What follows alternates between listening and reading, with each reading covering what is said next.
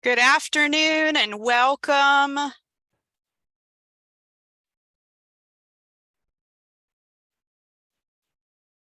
We'll get started right at 1 o'clock. Welcome to the Virtual Training Institute. Great to see the participants coming in. We're up to 22. Glad you've joined us this afternoon.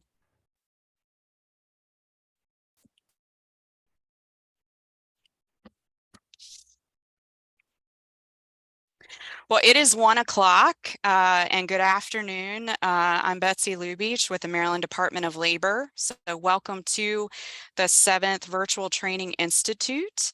I hope you've been able to join us for some of the sessions the last few days. You can direct questions or comments in the chat or the Q&A. I'll be monitoring that. As soon as the webinar ends, there will be a session evaluation that will pop up on your screen, and we appreciate you taking the time to complete the session evaluation for each webinar you attend. We are so honored this afternoon to have Jessie Thompson, Beth Johnston, and Rhonda Davis with us from Harford Community College, and they're going to be sharing with us today about rubrics. So we're looking forward to your presentation. Good afternoon, everyone. We will start off by reading the disclaimer. The content or opinions expressed in this presentation do not necessarily reflect or present the views, positions, or policies of the Maryland Department of Labor, nor does the mention of trade names, commercial products, or organizations imply an official endorsement by the Maryland Department of Labor. Hi, we are going to be presenting rubrics and how we use them at Harford Community College. We will go round robin and introduce ourselves, starting with Mrs. Rhonda Davis. Good afternoon, everyone, and thank you for joining us. I am Rhonda Davis, the transition specialist at Harford Community College. Hello, everyone. I'm Beth Johnson, intake and assessment specialist for Harford Community College. And hello, I am Jessie Thompson, the instructional specialist for Harford Community College.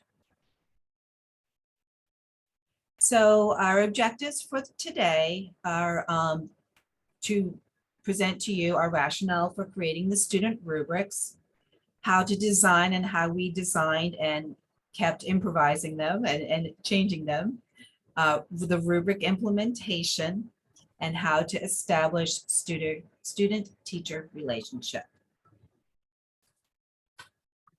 So just a bit of a literature review to back up what we found to be effective.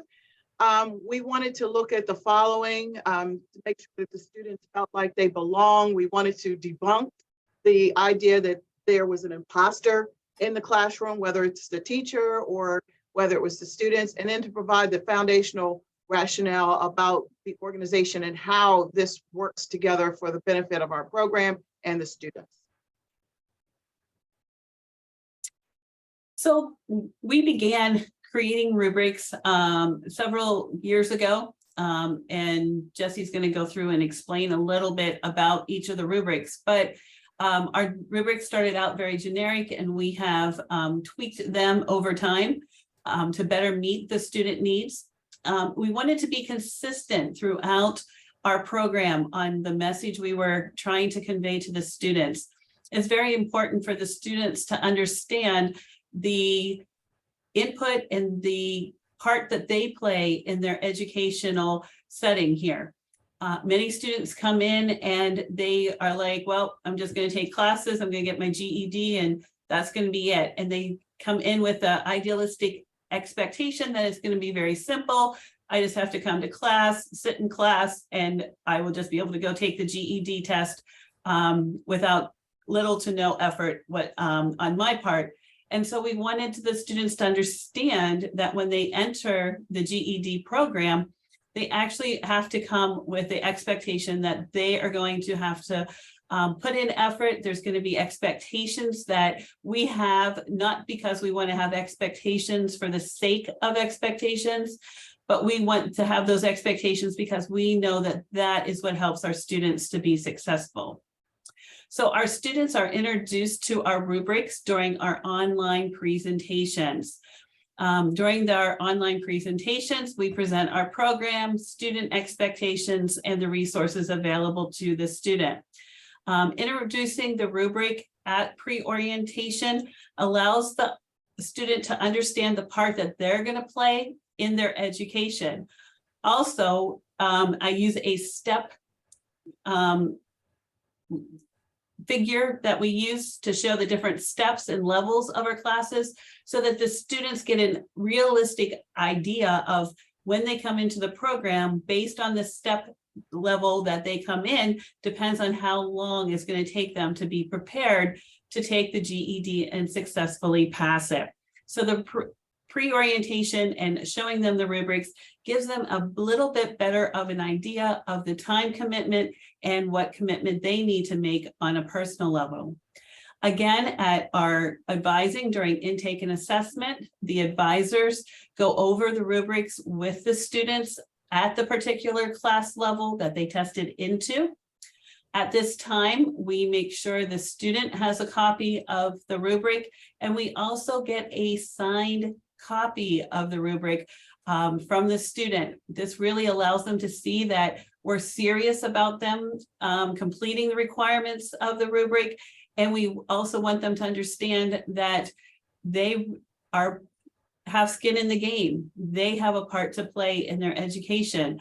Many times I've talked to students about attendance or homework, and the attitude is almost like, well, I didn't think you were serious, or I thought I could be the exception to the rule. So this really allows students to be able to understand that they really are coming to a college, and even though they're not taking college classes, they're still considered a college student, and there's expectations being a student.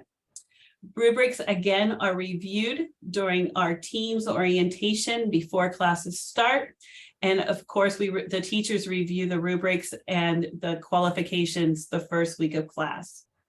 During the beginning of the semester, the teacher actually meets with the student, reviews the rubric again, and talks with them about the educational goals that are part of the rubric. And we'll be discussing those in just a minute. They also, during this time, they're able with the educational goals to set an educational plan with the students so that the students have the best idea on what skills that they need to work on in order to be successful. And then again, the instructor meets with the student about week 6 of our 9-week semester, where a completed rubric by the teacher is gone over with each student, and they talk about the successes, weaknesses, and then the future of where the student is headed next. Okay, so as Beth mentioned, our rubrics are for the students. They are student focused for adult basic education.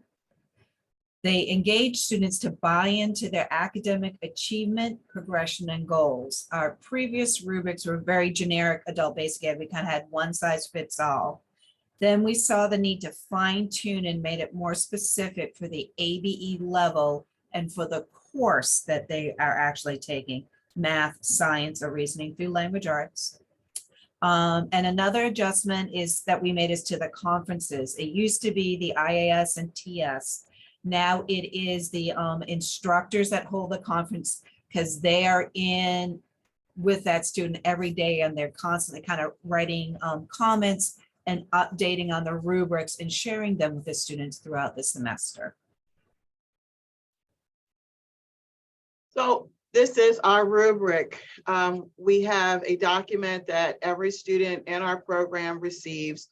It is a front and back document. So on the front cover or front page of the document, of course, is the student name and then the course.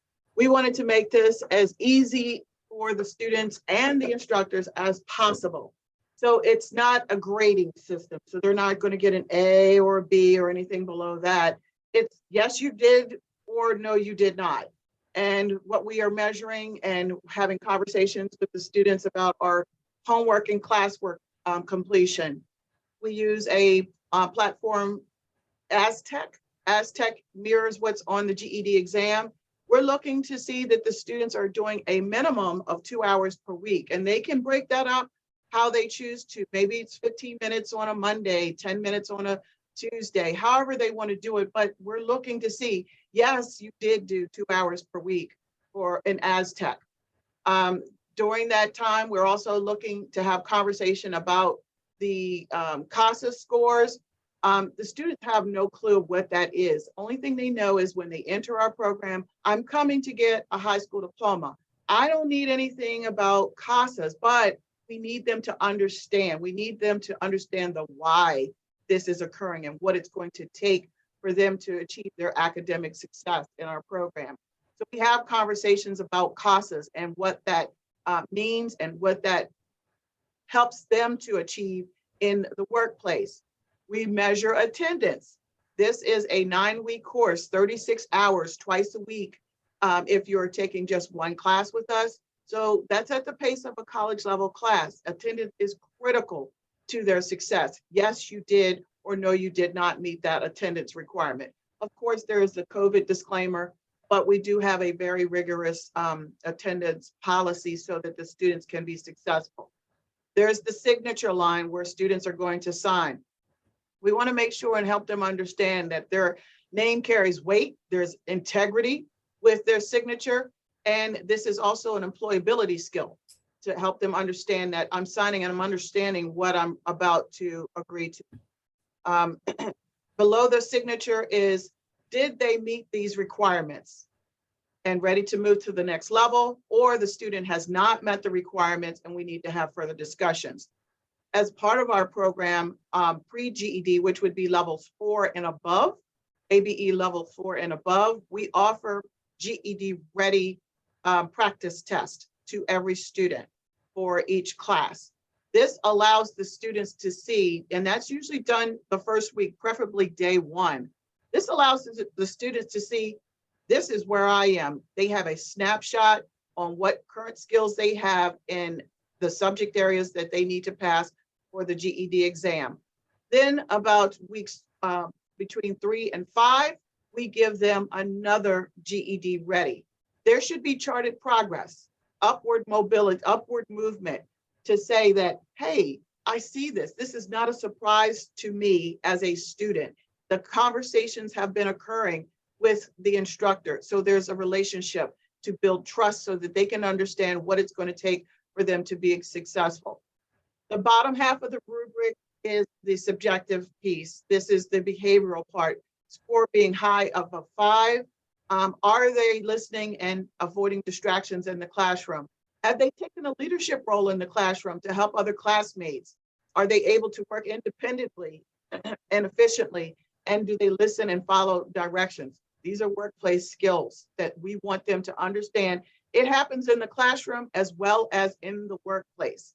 The back of the rubric will be discussed by Beth.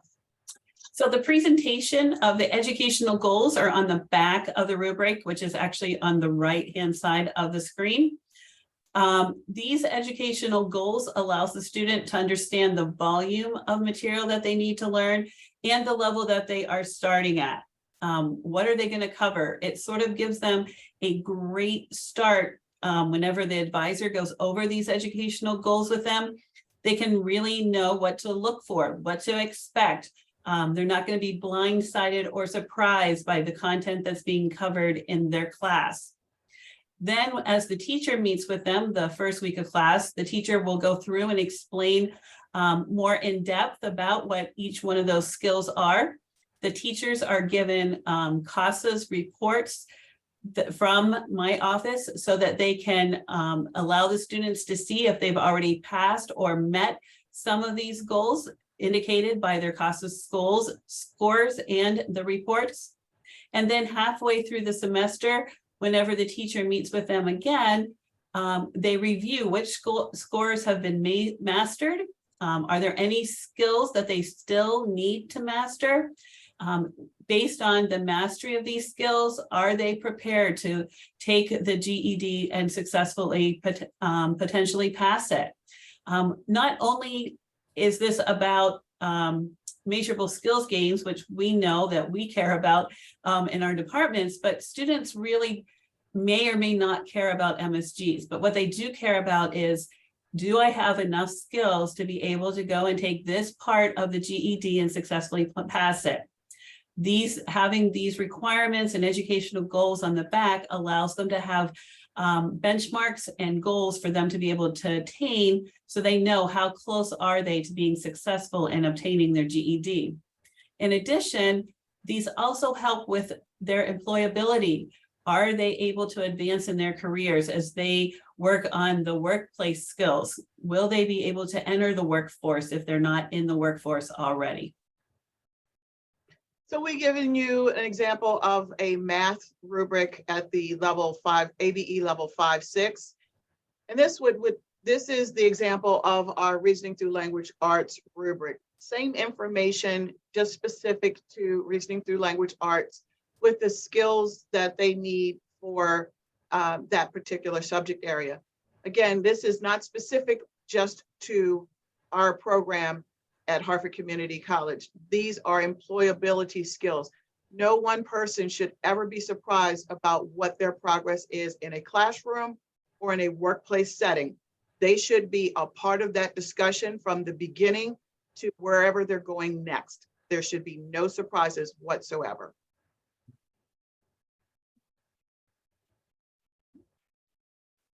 Okay, so this is a half-hour presentation for time. We don't have time to share all of the rubrics with you. We will physically email them out to any department in the state of Maryland that would like to have them. We are going to skip down 2 levels to Adult Basic Education 3. At this level, students do not take a GED ready. Our focus, we had ABE 3 and 4 a few years ago combined together, especially in math. We found that the skills are too broad and there's too many, and it was too much of a division in class. So we created a completely new curriculum and a new class for ABE 3 reading and writing and math. The focus here is, this is our big fraction focus class, okay? Adding and subtracting with unlike denominators. All you math teachers are probably shaking your head. Yep, everybody struggles. This is where we really try to focus on this. On the back side of this, when we have the student responsibilities, the math skills and functional workplace skills, those are taken directly from the Maryland Labor ABE framework. So we take those skills right in there, and that's their checkpoints in which students need to focus on. We are also extremely fortunate to have the 2 lower levels of Aztec software. At this level, we have the pre-HSE, the pre-high school equivalency. We put in which lessons that students are expected to complete by the first semester. And if they stay with us for 2 semesters, they are expected to complete that entire section of the pre-HSE math. With ABE 3 reading and writing, we redesigned this curriculum not only for the ABE 3 student, but we've had many rising ESL students. And this is where a lot of them ended up getting placed to. So we kind of designed the curriculum to meet both needs. You'll see on our final slide, 3 of our graduates from last year were all rising English as a second language students and are on to bigger and better things. With this case, the first set of pre-HSE skills they are to complete by the end of the first semester, and then the bottom skills in Aztec is to be completed by the end of their second semester. So a bit of a data dive into the formulation of our rubrics. We took this information from GED Manager, and I want to just point out that our scores fiscal year 21 to fiscal year 22 we're well above the minimum passing score, but it's wonderful to note that the rubrics were in place, but with the rubrics and the improvements that we've made, because the rubrics are a living, breathing document, we're able to maintain, if not improve, in certain subject areas, specifically in science and social studies. Okay, so a little more on the data from table 4. Sorry, just want to make sure I get this right. Yes. So our separation rate, we ran a report like year over year to January because we wanted to kind of keep it real time. So as you can see, we had a large decrease in our student separation rate from FY 21-22, and we had more of the generic rubric to starting this year with a more specialized rubric. So it lets them know that, ooh, attendance is important and we need to finish the program.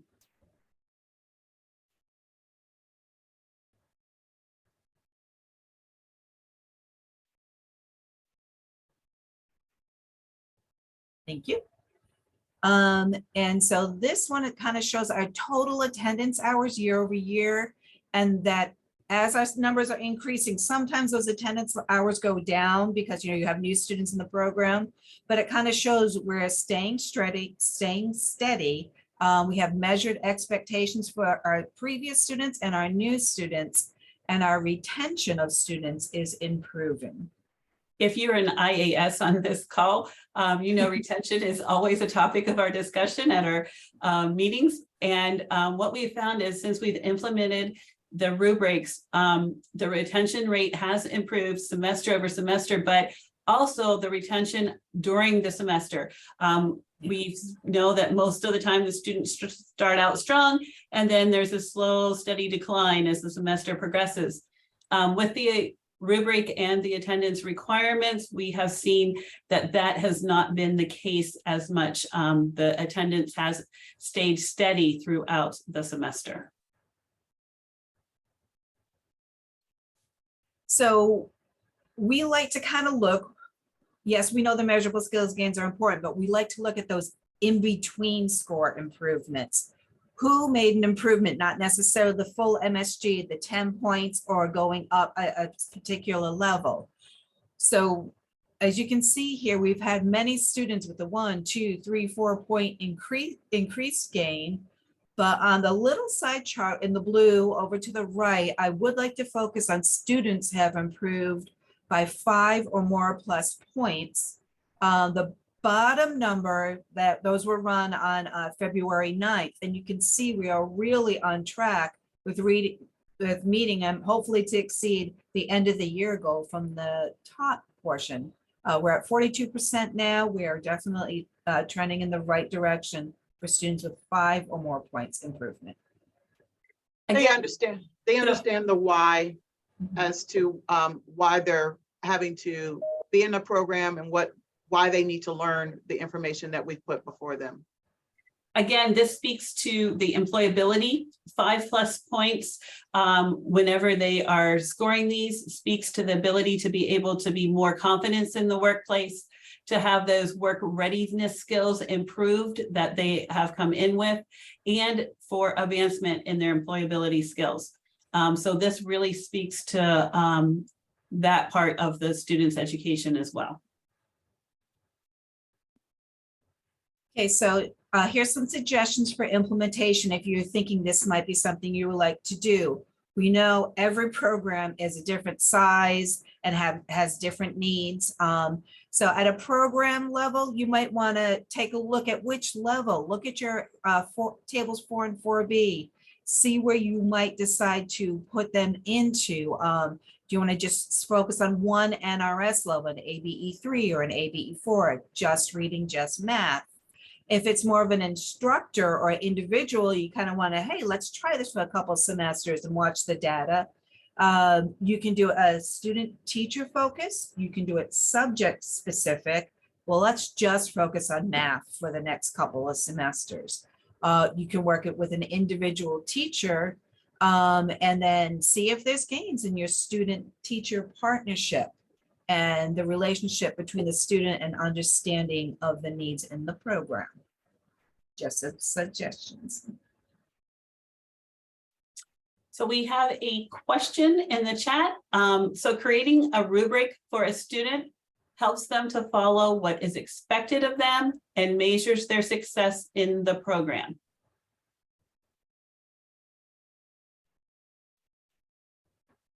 So yes, that is the case. we have found that we made the rubrics very student focused. When the student comes, it's important for them to understand that the rubrics are for them. We reiterate this to the students all the time because they sort of feel like, okay, this is your program's role or the college's role. No, these rules are because if you do this, you're going to be successful. So we want the students to be successful. So we created those rubrics for them to be successful. And you're correct in your question. They understand what's expected of them, and they know what's going to help them to be successful in completing the program and obviously obtaining their GED. Jessie, Rhonda, do you have anything to add to that?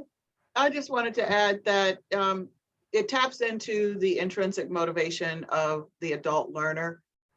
It's different. No one in our programs are under the age of 18. They need to understand why they're doing this. They're investing their time and their energies and their monies into obtaining a credential that they can utilize outside of our programs to improve their current situation. So they need to understand the why they're doing this. What's in it for me? The WOOFM, the what's in it for me acronym. So we have another question. Do you find that there is a learning curve for the students on how to navigate a rubric? Absolutely.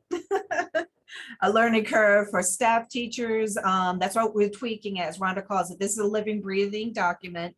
That's why we actually chose to make it more class and level specific. And it's more of a challenge. We like to refer to them as our more senior students, people who are coming back in the classroom, maybe are 45, 65. We had an 82-year-old gentleman in the program. They haven't been in a class for quite some time. You know, what's expected? What are the skills? You know, if you haven't been in high school for 40 plus years, it's kind of hard to know what skills do I need that are just the baseline. So yes. There was one question in the Q&A as well from Aisha. If students cannot focus or follow on the rubric, can it be altered to the student's level of understanding? Absolutely. And this is one, because, you know, we're looking at attendance too, we're looking at participation. So we kind of do go through the review of the requirements and what is needed as well. Pam had a great comment. She said she thinks that she can help students create their own rubrics in their workshop at FCC, where they're coming into the program and figuring out their study plan. That's a good point, Pam, that these rubrics do allow for individualization for students, and whatever goals, if the transition specialist would work with them on the goals as they leave the program, or what are their future expectations as well, that could all be integrated into the rubric. So that's an excellent point to make. Another question was, what would be the definition for a student using the rubric to create a targeted goal driven outline to meet those required rubric standards? So that would depend on the level. Our ABE 4 or 5, ASC 6, we do use those GED ready guidelines because it completely matches what skills they need to work on in Aztec. For the lower level, they are meeting with the instructions. We also have the instructors. We put all the students' intake and assessment CASAS tests in a big spreadsheet. And the instructors look at the overall class goals, and they try to focus on 4 to 6 of the main skills that everybody needs in the class. And then the targeted goals can be addressed during office hours and using the rubric and meeting with the instructor during office hours for very individualized. I can also answer the Aztec question. We have our students, we try to have them do the mini pre-test. They do the lesson and the drill. They are allowed to skip a lesson if it's waived, but we still want them to do the drills and the mini post-test. We don't encourage them to take the Aztec practice test at the top until they finish the whole section, because that is like a real length GED test, and many of the students get encouraged.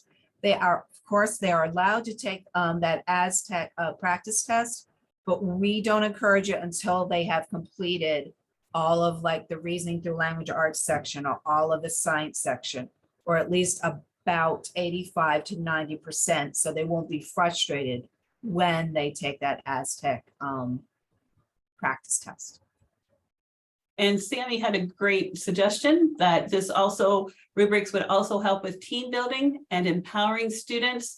And then also teaching for them to be able to help each other as well to reach the goals. So that's a great point as well. I like that one. I really like that, Self-advocacy, because most are shy and embarrassed about coming and needing a high school diploma, and self-advocacy, not just in the classroom, but out in the workplace, is going to be critical to their forward success. Mhm. And as Rhonda says, doing something like this, you get a review at work. Many people now that post-COVID, even as you see, like Amazon now and other companies, they require a high school diploma. So they may have some type of rubric. If they hire you without one, okay, what are your goals in reaching this? Are you attending class? So this could be something preparing them for a workforce evaluation, which many people have not had in the past, a formal evaluation. Well, what a great discussion. We could go on and on. We want to be respectful of your time, that this was supposed to be a 30-minute session. So Jessie, Beth, and Rhonda, thank you so much. And again, we appreciate you filling out the evaluation that should pop up as soon as you exit the webinar. Have a wonderful rest of your afternoon, everyone. Thank you, everyone. Thank you. Everyone.